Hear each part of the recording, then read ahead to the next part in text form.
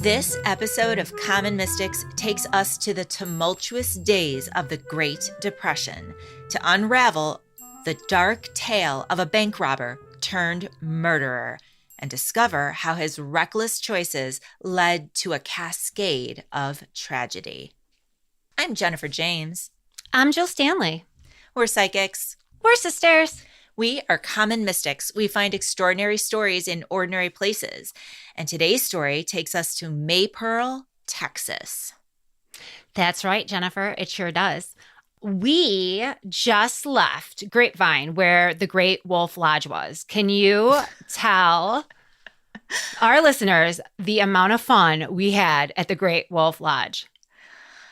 Oh my goodness. It was packed full of kids, and I've never seen so many tired parents just laying around sleeping in my life. Like when you go to the zoo and there's the gorilla cage and they're just laying around scratching themselves and chewing on stuff. Exactly. They were like Those were the parents. And I got the scare of my life in the wave pool when they were playing like lifeguard with that doll. Stop. Detours. I think, did we already talk about this? We already talked about Never it.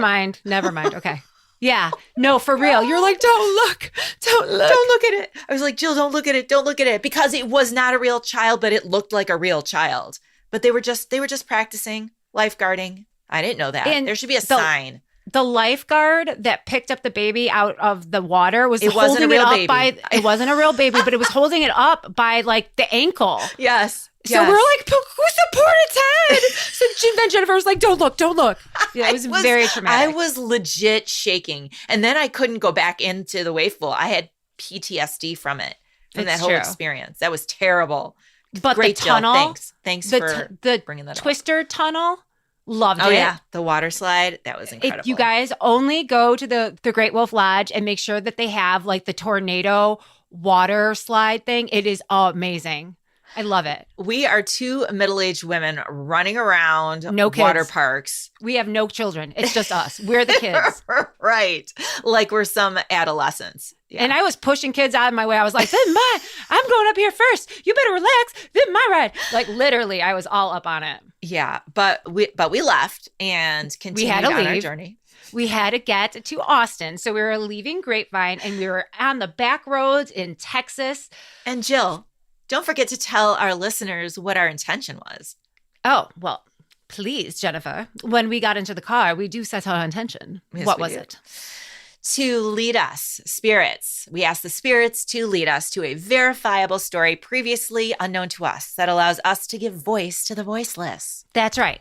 So we're on the back roads in Texas, feeling very American proud. I'm feeling like like a Ford Bronco truck, I'm like, yeah, America. And we're driving around and we are getting hit in the car. And at first, the first thing I was thinking of, and we've talked about Bonnie and Clyde like on the way down there, but like I got a flash of a scene of Bonnie and Clyde in my head. Ooh. So I love it's the part where they capture the Texas Ranger that has like that thick mustache, and Bonnie has the gun up to his mustache. It's like big old Texas Ranger, and with the gun, and his hands are like behind his back, and she's like, take a picture of this, and she kisses him, and then he spits on her, and then they like throw him in the river. Like I was seeing that scene, and the point of it was I was feeling crime, like, yes, for necessity, but also the joy of it, the joy of being a criminal, like because she was being kind of whimsical with him. Yeah, she was having fun.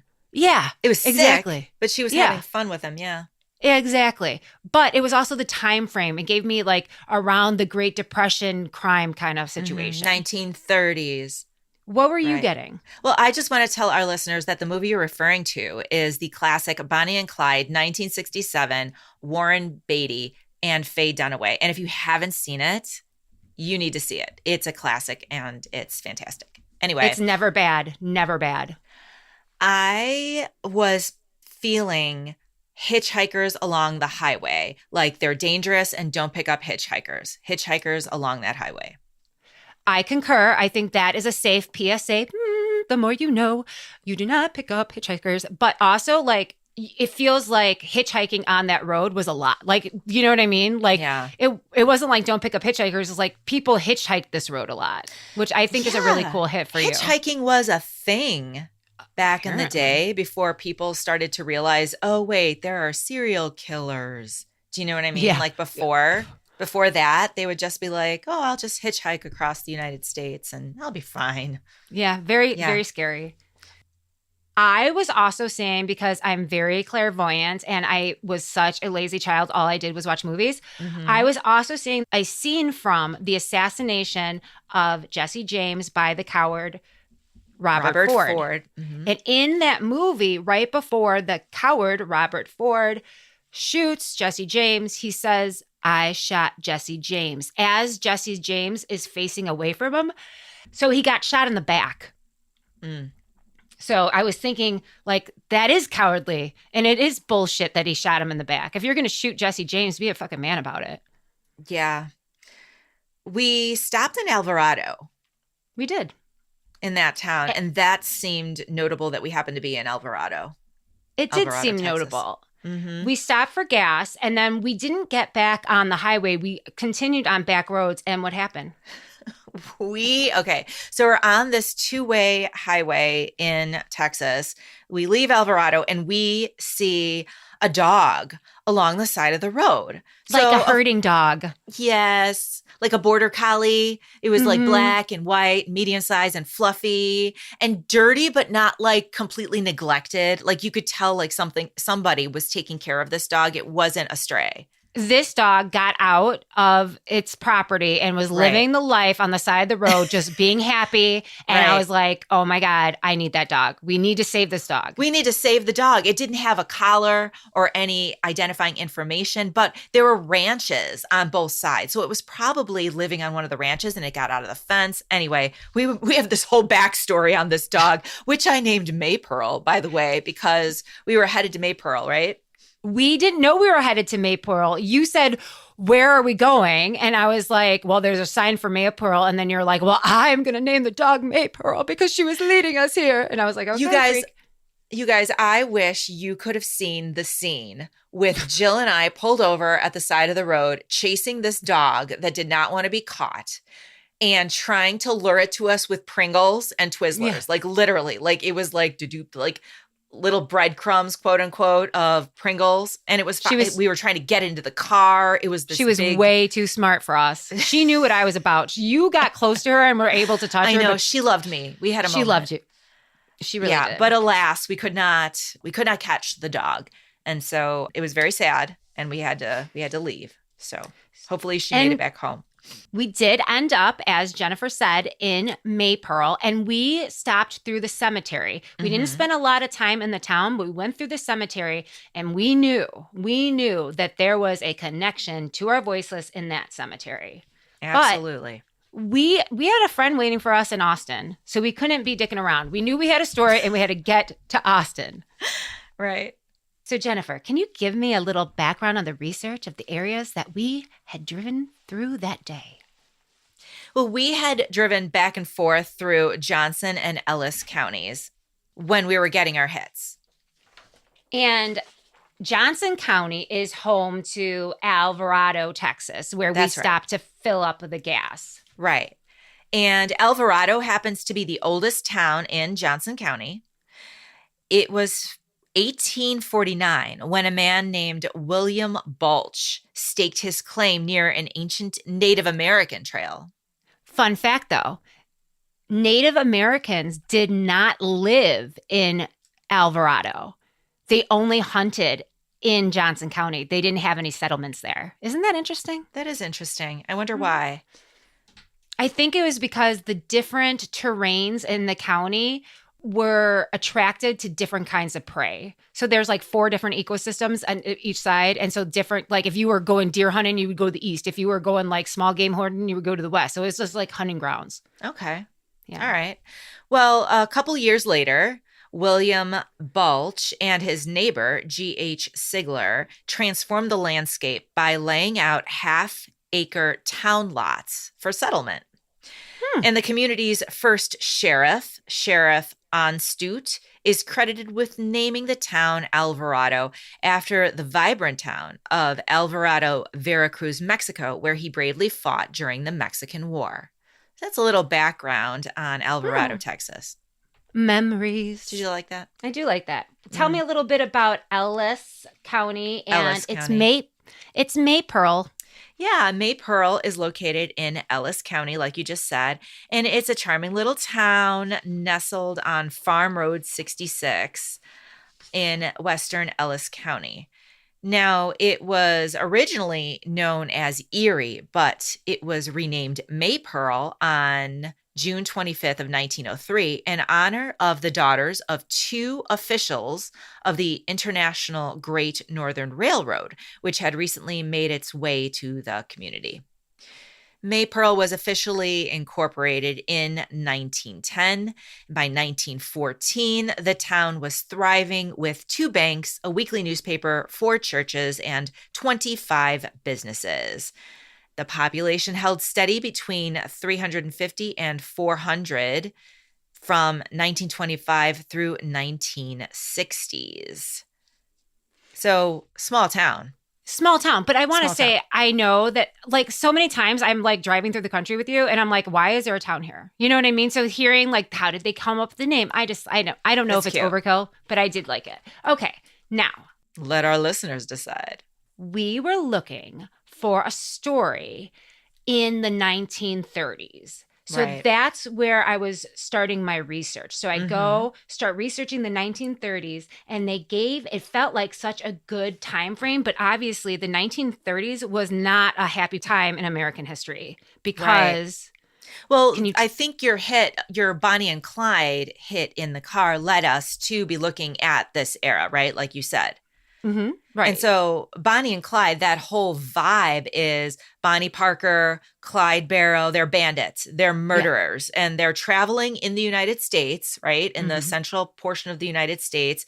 And their exploits are all over the press at a time when people are reading it as entertainment. Exactly. Right. Exactly. So the time was the Great Depression.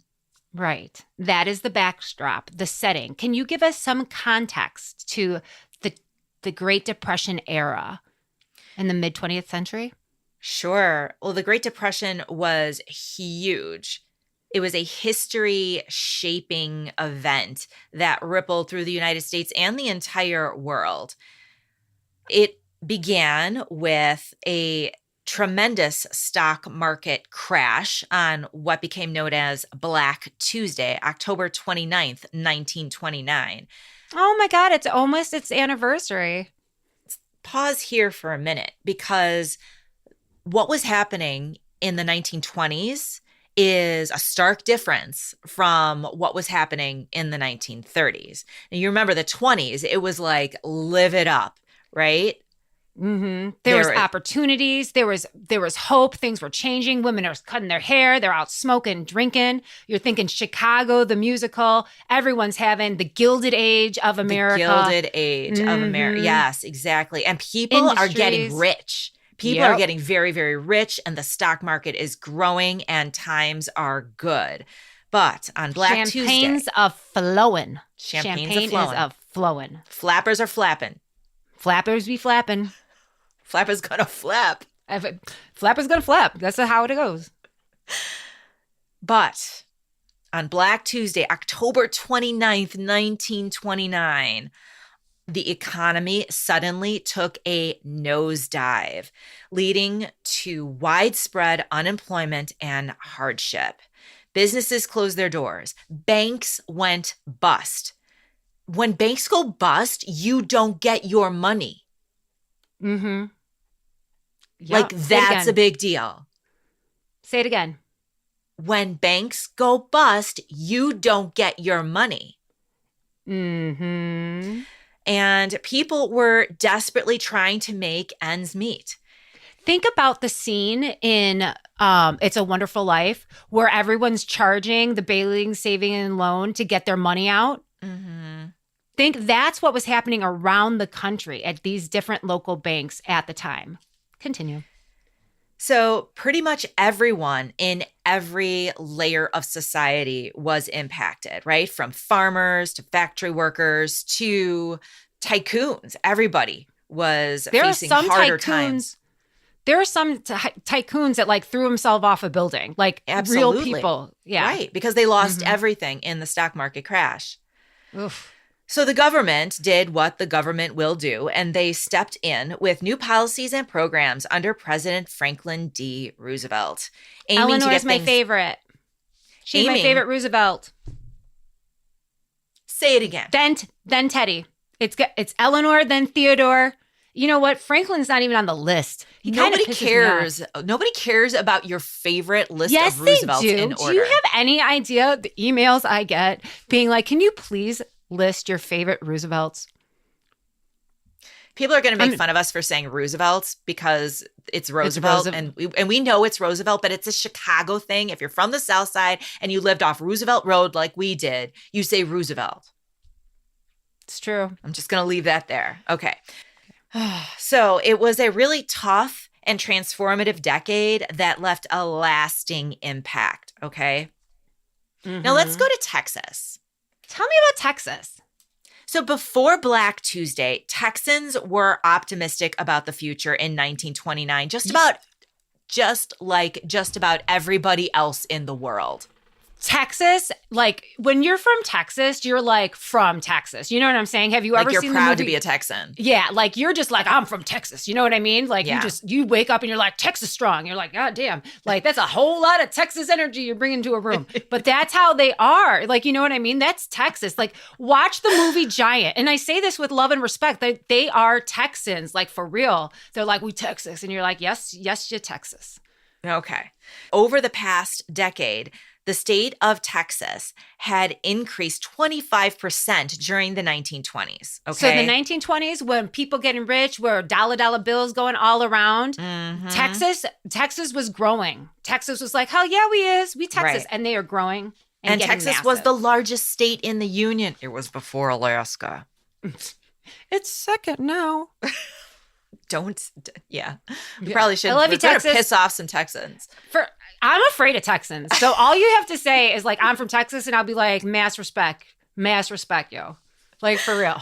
Right. Like for real.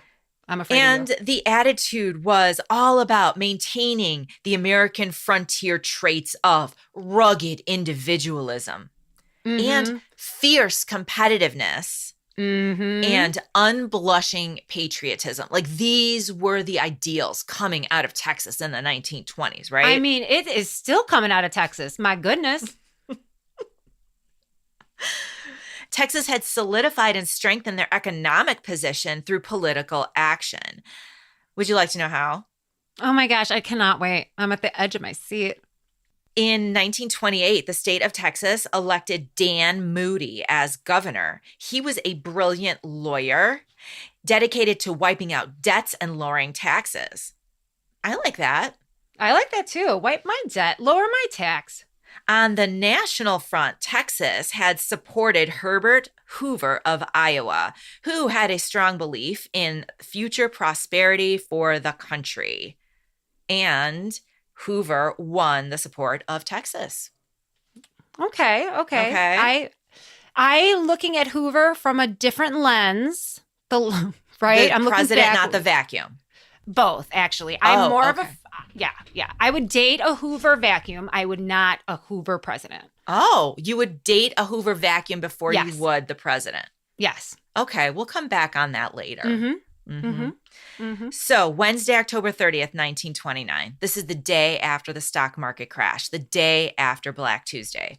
Things are looking grim that day. I can't even imagine living that. I kind of can because we did have like a mini crash, didn't we? Like in the early 2000s. We had the biggest... I cannot. She's so unpolitical, you guys. Wait, yes, this wasn't as big as the Great Depression. This was the second. This was the greatest. Second.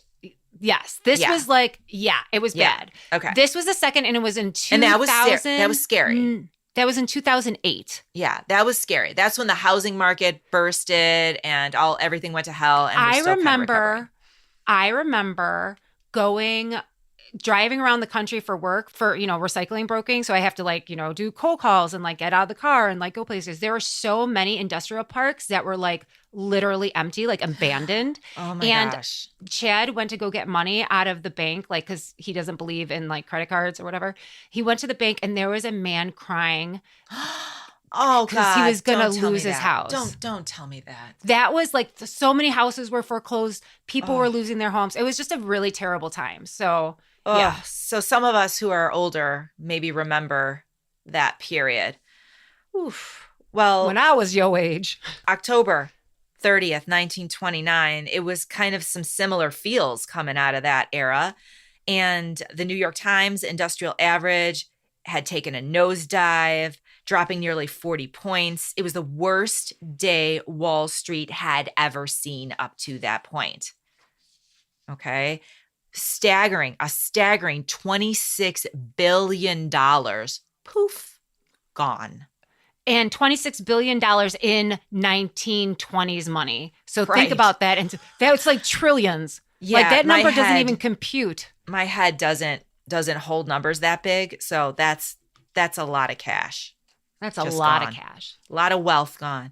Now, President Hoover, remember, he has the heart of the Texans. President Hoover's in charge, and he's feeling a little worried. And he thinks, you know what the problem is? The problem is the stock market. The stock market is the problem. And you know how the stock market works. It's based on people's emotions. If people are scared, they start taking their money out of the stock market and stocks start to lose their value, right? Right. So he's like, you know what we really need is we really need some PR here. We need to boost people's confidence. That'll fix it. How annoying. So he is backed by his cabinet and business leaders, one of which being Henry Ford, who famously in 1929 in November said, "Things are better today than they were yesterday." Yeah. Maybe for you, Mr. Ford, but my ass is hungry. Like, what are you saying? So Hoover's strategy was to just keep the positive vibes going and just ignore what was happening. What a bad look for like a rich man in 1929 November being like, things are all right. You're like, yeah, for you, fuck. What are you doing? Like, you know what I mean? Really? But Okay, go on. Texans bought into Hoover's optimism because remember, they were supportive of him.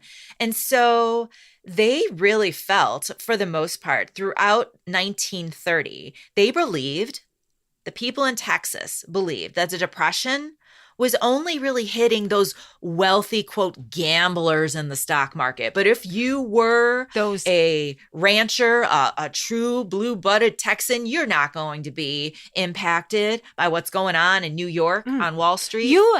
New York City? Absolutely not. Not Right. those East Coast elites. They don't know us. They don't know Texas. Right. And Texas was like, we have cattle, we have land, we have oil. That's real wealth. You know, not the stock market. Like, what you got? Right. Your shit went down. Right. It just seems so far away from Texas, you know, the financial chaos in New York. And they figured they could always grow enough food to stay fed. So there was that sort of idea in Texas that they were immune from the economic hardships. Well, there was the ability, like, these are hard fought people in Texas. Like, if you're living in Texas in like the 1800s, early 1900s, right? I mean, tough. you're tough. You know, Yeah, you're not you're living tough. in a golden hotel. I mean, now that was rural Texas. Now in urban Texas, community leaders and the media were caught up in local pride and, unfortunately, unrealistic logic. For instance, in Fort Worth, the Record Telegram and Star Telegram highlighted increased construction, increased railroad traffic, increased oil production, increased livestock sales, and noted that these are signs of stability in our state. I don't know how I would feel about that, but go on. One editorial in 1930 in the Star Telegram claimed, quote, "In America, we don't know what hard times are." Yeah. Meanwhile, in Austin, Texas, university spending and state government jobs help support the economy. Well, that makes sense. I like Austin. While the 41st Texas legislature kept newspapers busy with political news. Now, even when Texas was hit with swarms of insects ruining their crops and the stock market crash was wiping out, quote, paper profits and some of their cash, local merchants were worried that negative headlines that reported on these things would hurt the economy, so they continued to just keep things lively in the newspapers. That's fake news. They did it first. They did it first. Nothing original. So it looks like you stumbled upon some fascinating insights when you were researching this story. Yeah, when I was researching the effects of the Great Depression on Alvarado, Yeah. I went to the Texan State Historical Association to shed light on how these like hardships were coming to pass in Texas with like the Great Depression. Like, because in my mind, you associate the Great Depression with poverty, with crimes, criminal activity. And indeed, in Texas, throughout the state, those things were increasing. But they were. But some areas of Texas were like, hold on. During the Great Depression in north central Texas, where we were, crime ran rampant. Like it was like off the hook. People resorted to robbery, targeting banks and businesses, and they were thieving all kinds of things. There was bootlegging, there was gambling, there was even, Jennifer, prostitution. No. Texas. Naughty. A girl got to work. A girl got to the best little whore. Where's that best little whorehouse? The Depression led to occasional acts of violence and even created the rise of organized crime. Infamous figures, as we discussed, Bonnie and Clyde, making their mark and targeting small towns to establish a quick bundle of cash. So they were specifically targeting the smaller rural places in the state. Yep. Now, Bonnie and Clyde, they were from Texas? I think Clyde was from Texas, but Bonnie is from Louisiana.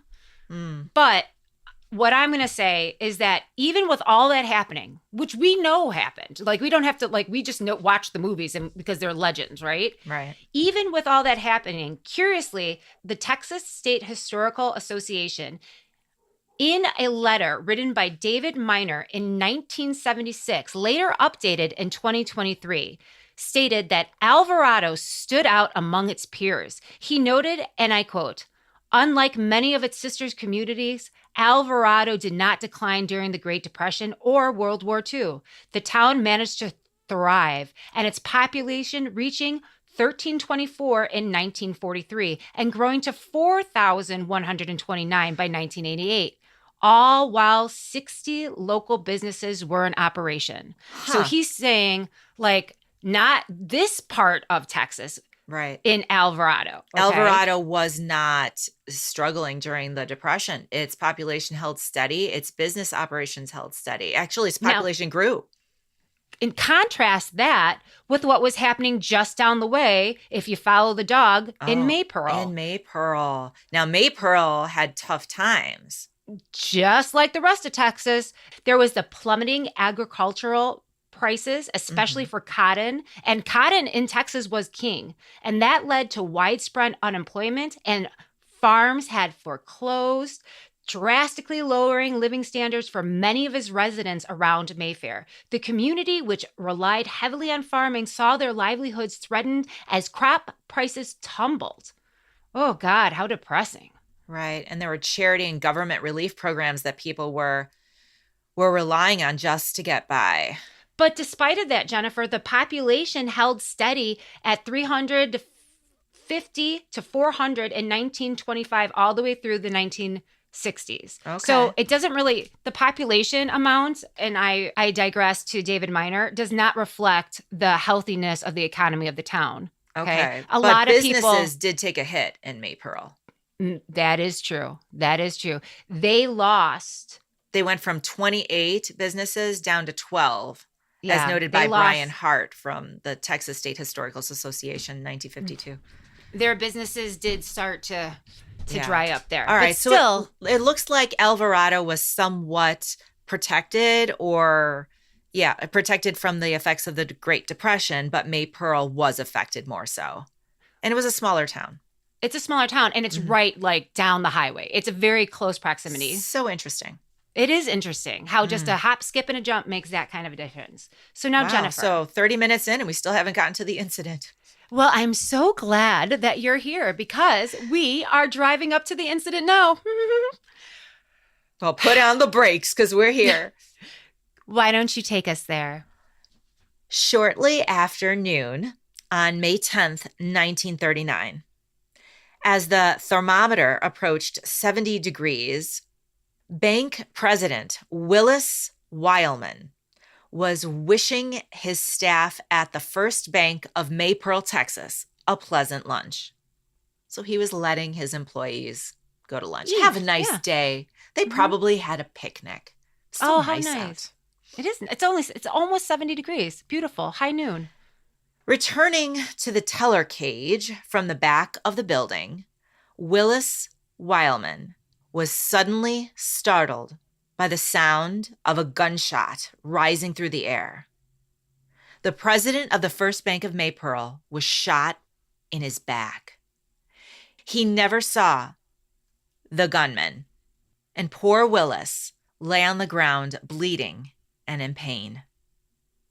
Now, Willis Wildman was a respected member of the community, and he had never experienced any confrontations like this before. Like, the public was not angry with the banks or with this Maypearl bank at this time. Right, Jill? Correct. Right. Yeah. It wasn't like they were worried about it. They were grateful to have a bank in town even after the Depression. Right. So it's not like people were lined up and angry. Like this man, this bank president was well respected. He was well liked. He was holding shit together in their community during these hard times. Right. Right. My goodness. Now, what we do know is that the robber snatched as much cash as he could carry after shooting the bank president, Willis Wildman. And then he left the scene, leaving Willis to be discovered by his stunned employees. Poor Willis would pass away at 9 p.m. that evening, succumbing to his injuries. He was only 44 years old, and he left behind his devoted wife, Lila, and their two sons, Daryl, 19, and Wright, who was only 11 years old. And this event shocked the small town of Maypearl. Yeesh. Yeah, this is a big deal because, like you described, this guy and his family and other parts of the area not only kept the banks going, but they were able to pull a George Bailey to be like, don't you know your money's in his house and your money's in his. So they loved and respected him. And like, it was like, thank God for these banks and thank God for these people to see us through and to navigate us through these turbulent waters. Right. And so like, just that's amazing. But like generations of Wilmans have had success in creating this community. Right. I would even say, if not for his father, Willis's father, being brought here as a kid from Alabama, that the community wouldn't have been as successful as it was. Can you please tell me a little bit about Willis's family? You said Wilman. I'm saying Wildman. It's Wilemon. I can't read. So I'm pronouncing that Wildman. The Wildman family, like you said, had been integral in this town's successes for generations. And Willis's father, Billy Wildman, was born in Alabama, came to Ellis County and operated a farm and then built a cotton gin on the property as well. Sadly, Billy passed away at a young age, and Willis was forced to navigate life at just 13 years old. But Billy, his father, was buried on his farm. Now, in 1908, Minnie Tyree Wildman deeded the 4 acres of the cemetery to the Maypearl Cemetery Association. And Billy was the first person buried in Maypearl Cemetery. So what this is saying is that they buried Billy, Willis's dad, and then he became the first person ever to be buried in the Maypearl Cemetery because that family land was deeded to the town. Generously deeded to the town. This woman lost her husband. Yeah. Wow. And she was like, let me give still to this community. 3 of the surviving sons, Willis, of course, we met him as the bank president, Claude and Lawrence, became tellers and bankers in the community.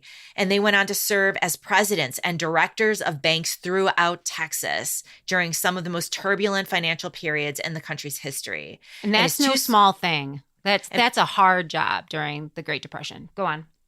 His 2 other surviving sons both served as superintendents of schools in Texas.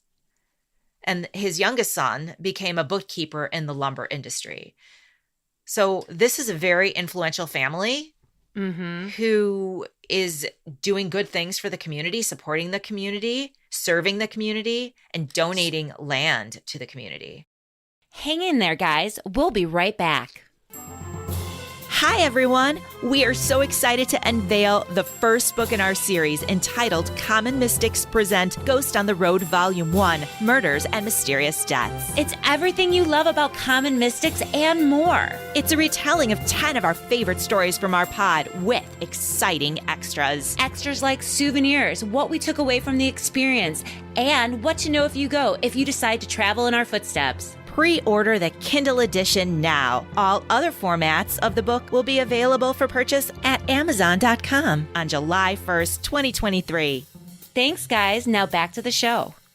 So who would be so brazen to go to not only a bank that is like serving the community that is there and the community is grateful for it during these hard times, and shoot a prominent community member and just flee? And you know what's even more galling? He wasn't even wearing a mask. I know. Noon. He didn't even have a mask on. So who was this guy? Who would do that to Willis? Take me to the investigation, Jennifer. Take me there. So the investigation began, and during a routine patrol, police officers stumbled upon a car that happened to match a description of the one used in the robbery at the Maypearl Bank. And the officers entered a rooming house to question the boarders, and they found that a young man was sleeping in one of the rooms. Curious, the officers began searching his room, and they had zero fucks to give. They didn't have a warrant. They were just There was like, is that your car, boy? Well, he was sleeping. I bet they didn't even ask him. They just started searching the room. I bet you they kicked him or something. Yeah, they began searching the room without a warrant and discovered over $558 tucked under his pillow. That's not a very good hiding place. No, it's not. It's not. And that's a lot of money. Like, what are you doing? Right. So they cuffed him and they took him away. They're like, you're coming with me, son. You know, that would never hold up today. No, that wouldn't. That would never hold up. It wouldn't. Assistant Chief of Police Paul Borum noted that the agent leading the FBI investigation of this crime took a keen interest in interrogating this young hoodlum who was found sleeping with over $500 under his pillow. And it didn't take long before this young man confessed to the robbery and to the murder. Oh my gosh. Ooh, ooh, ooh. The young culprit was soon singing like a canary, Yes, guiding investigators. He guided investigators to uncover stashes of cash that was stolen from the First Bank of Maypearl. Over $1,000 was hidden in a fruit jar and buried in the northern part of the state. And he had other little stashes in other places, Dude, right? He stole like just over like $1,500 in 1929 money. Oh. So he got gas for his car, kept like 500 and some, and buried 1,000 in a fruit jar upstate. Oh my God. All I'm going to say is this guy needed to be better organized. He's got got cash under his pillow. He put it in a fruit jar. Come on, man. That was your plan. Buried it miles away. He buried it like north of Dallas. What are you doing? And then why are you back here sleeping? Like, what is happening right now? He's not with all due respect, I'm feeling like this is a very unorganized criminal, but that's just me. So the perpetrator was Burton Franks. Burton was a 22-year-old ex-convict. He had just been released from prison in September. So he just got out of prison. He had been convicted of car theft in 1937, but he didn't serve his full 2-year sentence. He was released early due to a conditional pardon and back on the streets. Yeah. Yeah. And I think a conditional pardon is like a parole we think of now. Like you get out early with good behavior, but you have to check in with your parole officer. Okay. So this guy seems not like the brightest watt to me. Yeah. Not organized. Terrible plan. Like this is just, yeah. Broad daylight at a bank that people like where a man that people loved. Like, dude, what are you doing? Right, exactly. So was the motive only robbery? Tell me everything. Well, Burton said that he wasn't acting alone. He's like, I am not the mastermind here. His behavior reflected grief and remorse, according to the authorities. So like officers at the jail where he was being held noted that he was scared and anxious and had these bouts of overwhelming sadness that was so pronounced that he was actually placed on suicide watch. What do you think that's all about? That's weird. It is weird. But again, if like... That's so weird. I mean, I don't know. Was he so scared that he was caught and had to go back to jail? I don't know. That doesn't add up to me. Well, the thing is that reports indicated that the special prosecutor handling this case was Harry Tyree, thank you. Uh-oh. And that is like a maternal relative of his. His mom, the victim. A maternal relative of the victim. Relative of Willis's. Yes. Willis's. Yes. Uh-oh. Because Willis's mom is Minnie Tyree. Anyway, so it somehow the officers, when they're like, how is he doing? They're like, he's scared as fuck, but he should be scared as fuck because he's being prosecuted by a relative of the victim that he shot in the back. The well-loved community victim shot in the back. Yeah, so he should be scared. Okay, well, that adds up. I guess that makes more sense. Okay. All right. So, on May 24th, 1939, Burton Franks was deemed sane enough to stand trial because apparently he was acting wackadoodle, like trying to convince people that he's not evil. He's just crazy. Yeah. Well, I think that he was trying to convince people of a lot of things, anything but that he was a cold-hearted murderer, because we're in Texas. We're talking death penalty. Yeah. Oh, good point. So that's he's another like, thing that comes out of Texas. Exactly. Serious. They mean it. Like they're in it to win it. So like he's acting crazy and they're like, wow, he's acting crazy. And they're like, no, it's just because like the mom's cousin of the murder victim is the prosecutor. So he should be acting crazy. So question, do we know exactly what he was doing to, quote, act crazy? I'm just wondering.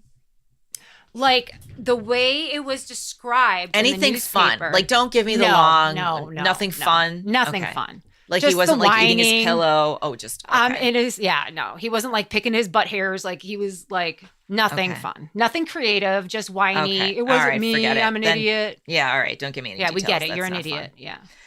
Wow. Okay. So there was a trial, and Burton took the stand in his own defense, which you really shouldn't do. You should never do that. You should never plead the fifth, especially if you already confessed to the crime. Plead the fifth at trial.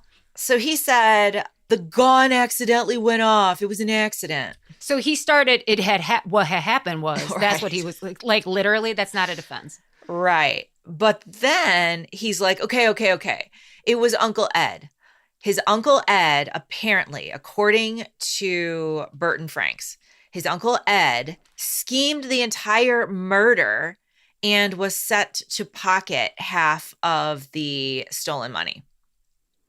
Even if that's true, like he took like $1,500, but there was 1,000 in a jar somewhere, and then he had like that doesn't even add up. It wasn't like there was half and half. So you know what I mean? Yeah. So he's basically like, my uncle made me do it. Right. Okay. And this is the first we're hearing of his uncle, but apparently Burton had been under the power of his uncle's influence for years. For instance, in 1937, when he was arrested for stealing that car, he did it so that Uncle Ed would be able to sell it downstate. So apparently he was like his Uncle Ed's little puppet is what he made it out to be on the stand. Yep. So officers apprehended Uncle Ed for questioning. I mean, that's logical. I would do that too. Yeah, but And- even when they were questioning Uncle Ed, let's make it be clear. They're like, tell us everything about your nephew because we want him executed. Like, they were pretty easy on Uncle Ed. Well, because it was Burton who shot Willis. Right. Right.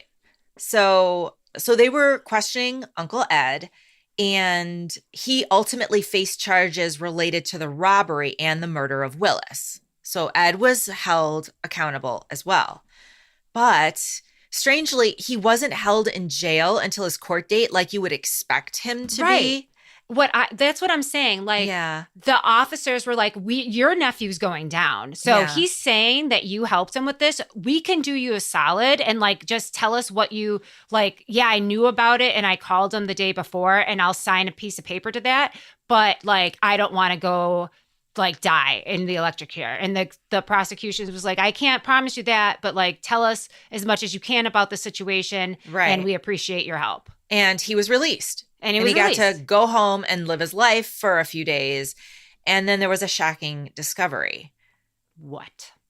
A neighbor of Uncle Ed's found him sprawled out in his chicken coop on his property, fatally wounded by a gunshot blast to the chest. Someone took out Uncle Ed. Someone took out Uncle Ed. Who took out Uncle Ed? I mean, that is the age-old question. And they found in the house 2 notes. And this is confusing to me. One note saying that he was taking eggs to the depot for sale, and another note saying that he's innocent and only had one way out. See, I don't think the first note was like a suicide note. I think the first note, like, he was like, I'm going to go to the store. But then, like, the second note, he was like, fuck the store. I have no way out. And then that was the suicide note. That's what I think. You buy that he had a change of heart, like going to get the eggs, and he's like, on second thought, maybe I'll kill myself? Like, that's your theory? Is that really your theory? Yeah, I don't think it was all at the one time. I think, like, oh my God. All right, I have a different theory altogether.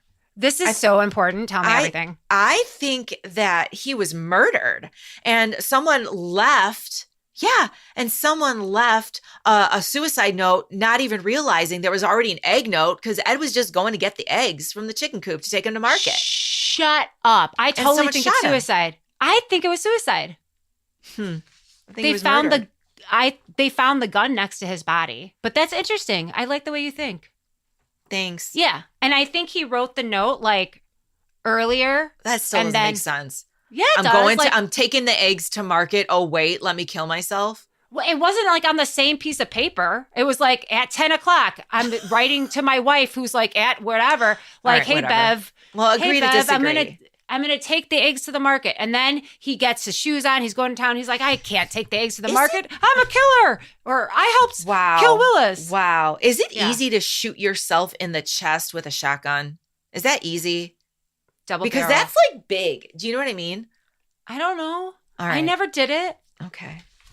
But I think I do All right, believe well, that the Uncle I do Ed's gone. believe Uncle Ed's gone. Let's take a moment of silence. Uncle Ed.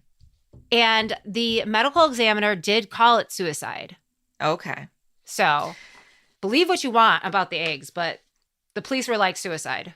Burton's mother and his sister, meanwhile, are testifying in his defense. They're like, he's a good boy and all that. And the courtroom is filled with emotion and there's tears flowing. And Burton's mother faints at one point and they have to revive her with smelling salts. I don't know. I'm just And they have adding to stuff pull in now. her out of the courtroom into the back offices because she could not stand up anymore. And she was so frightened when the judge was giving the jury its instructions on how to look at this case. It was very dramatic. So dramatic. So dramatic. So dramatic. And the conclusion? What was the conclusion?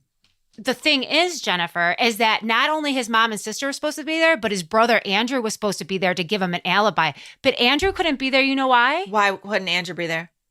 Andrew couldn't be there because he was running from the police in a different jurisdiction. So Andrew couldn't show up and be like, he was with me, and then keep running. So Andrew couldn't come. Oh my God, this family. His dad couldn't come. Why couldn't his dad come? His dad was unable to attend the trial, Jennifer, and like every dad, because he was serving time in the penitentiary for petty crimes. Oh my God. He couldn't make it. He couldn't make it. All the Franks. Every All Frank. the Franks. Every Frank. Apparently. Every Frank with beans. The women are okay. The women are not. They're very dramatic. They're very dramatic, but they're not very in dramatic. jail. Okay, so the exciting conclusion. What happens to Burton Franks, Jill? What happens to Burton? Can I ask you something? Yes. Why did people faint so often back then? People aren't fainting the same way they used to be fainting. Like, you know what I mean? I think it's usually women, and I think it's because of their corsets. But this is the 1930s, so I think she was just literally distraught or being dramatic, because I don't think poor people wouldn't have worn corsets in the 30s. She didn't eat. That's what I'm thinking. You know how that's you get when I faint. I faint when I don't eat. Like legit. I legit, you guys saw Jennifer's husband faint at the altar, on his wedding day. That happened. That really happened. Yeah, we're a family of fainters. All right. Anyway, so back to Burton Franks, the 22-year-old bank robber and murderer. His mama's fainting. His sister's crying. Everybody in the courtroom. His uncle dying. His uncle dying. His daddy in jail, in penitentiary. His brother on the run. My God. This is a country song in the making. Taylor, get on this. What happened to Burton Franks? What did the jury say? Oh, wow. He was guilty of the murder of Willis Weinman. What are you saying? Wildman? Wildman is how I'm reading that.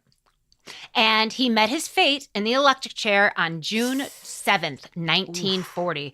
People in Texas, they legit worked fast. You know how long it takes to be on death row nowadays?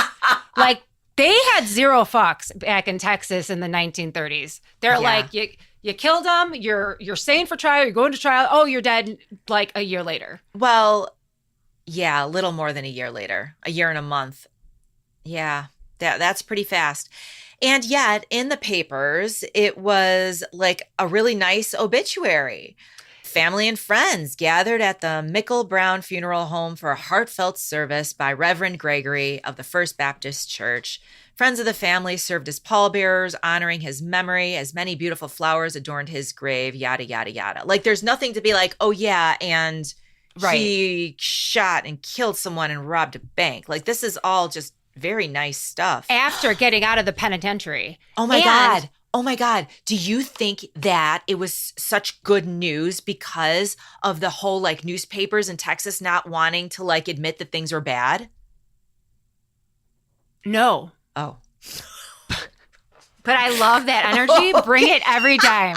Bring it every time. I think it might That be. was great. No, the thing is that I got this information off of Find a Grave. Someone alive today, Burton's brother Andrew's grandson is keeping Burton's memories alive today. Wow. With posting this. No mention of any of the 50 million articles about him being a robber and his uncle telling him to rob and kill and whatever.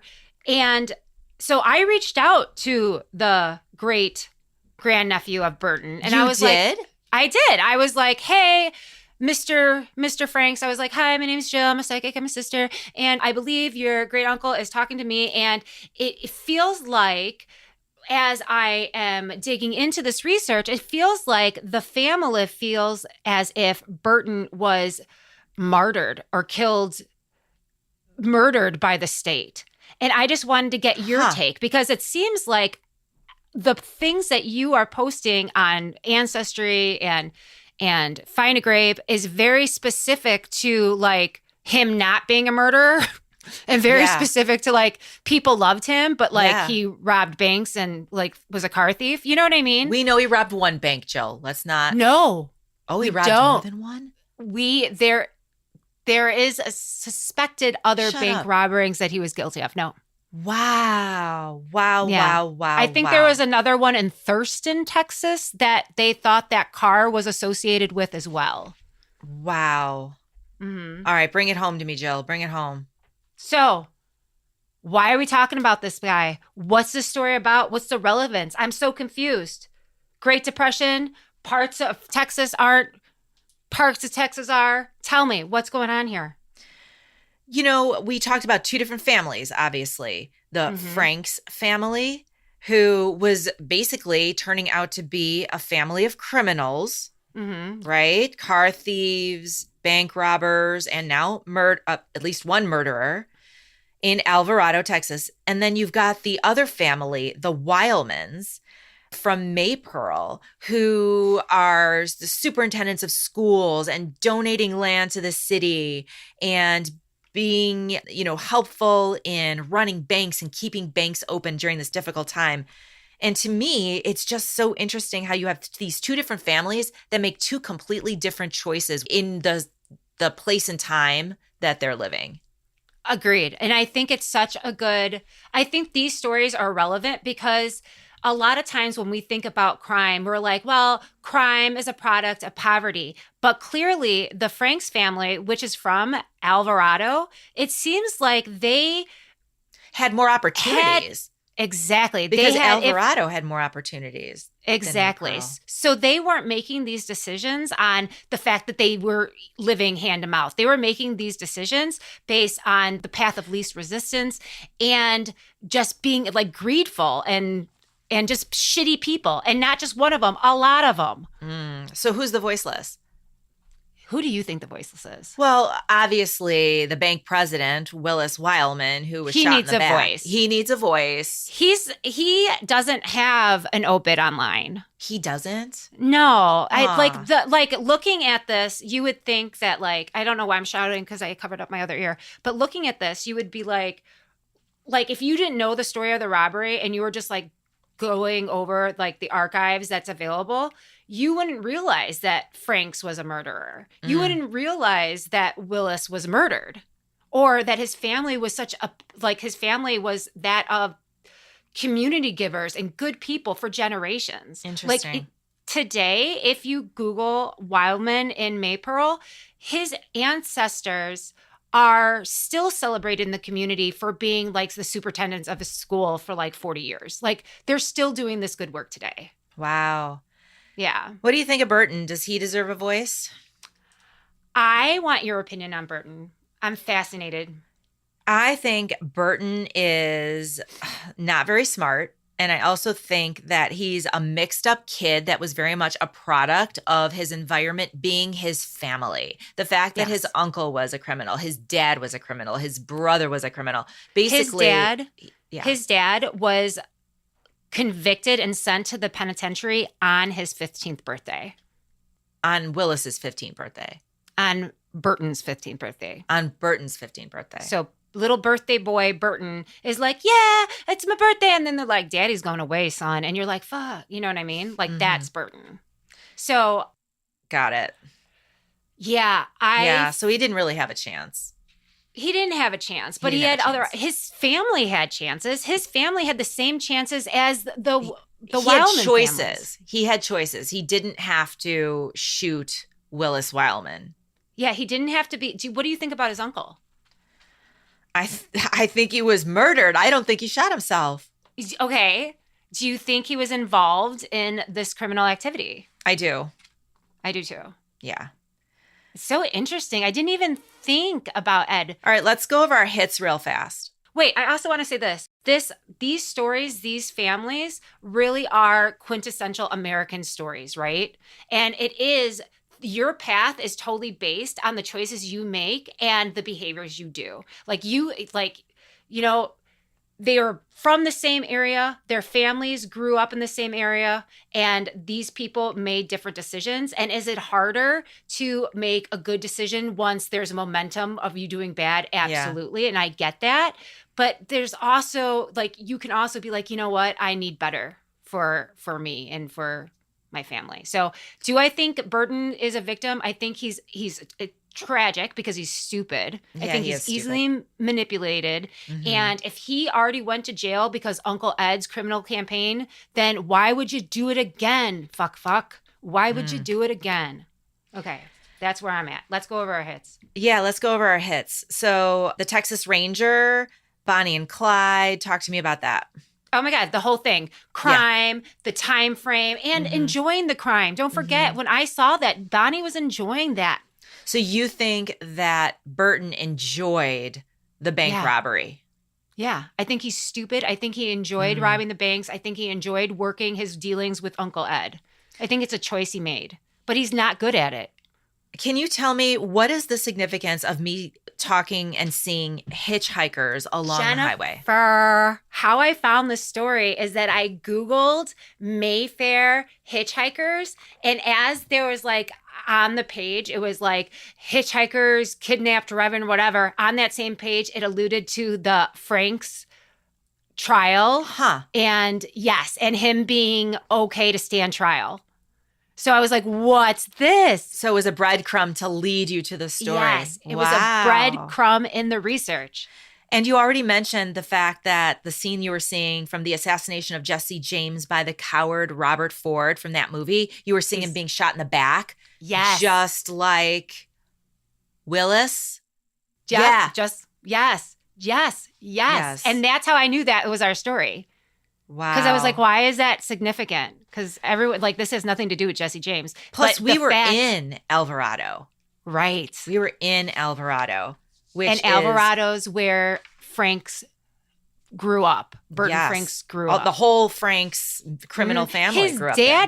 His daddy was from there, and his daddy slang candy at the circus before he became a cobbler. And That's the only so reason why he crazy. became a cobbler is because Uncle Ed was supposed to be a cobbler and had like a cobbling shoe fixing business. But then Uncle Ed died. So then when he got out of the penitentiary, Roberts became the cobbler.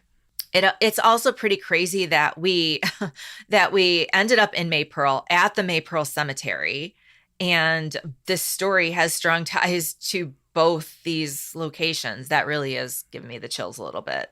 We obviously were supposed to tell this story. Thank you for doing the research on it. Not even that. The dog brought us. Like, we weren't trying to go to Maypearl. Like, literally, the dog brought us to Maypearl. Oh, she was sweet. Okay. Was there anything else you wanted to tell our listeners? Yes. We just want to say that this has been a hard week because our beloved Jenny B's father passed away. And I want to say thank you so much, sir, for being such a supportive listener and fan of our show, reading the book, giving us tips on how to be better. Thank you for just being the kindest man. So this show is dedicated to his memory. Wow. Yeah, I can't even say anything or I'm going to cry. Okay. So check out our website, commonmystics.net. Find us on all our socials at Common Mystics Pod. Please download, like, and share. Our numbers are growing and we love seeing them. Thank you guys. We've got so many feedbacks from other stories, like people saying, I heard your story. I'm a part of it. I'm from this area. And I love it. Please keep reaching out to us. It makes us feel good. Thank you. Love you. Thank you. Love you guys. Bye. Bye. This has been a Common Mystics Media production. Editing done by Yokai Audio, Kalamazoo, Michigan.